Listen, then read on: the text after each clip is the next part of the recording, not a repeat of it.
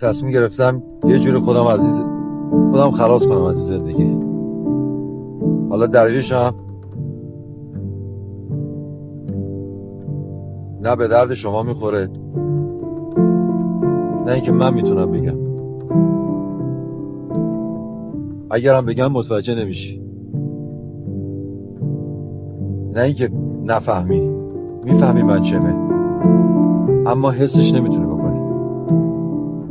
شما میتونی با من همدردی بکنی، میتونی بفهمی من چمه، میتونی زبونی با من همدردی بکنی، ولی حسش نمیتونی بکنی. شما رنج خودتو داری، من رنج خودمو دارم. من میفهمم شما چته، شما میفهمی من چمه، اما حسش نمیتونی بکنی.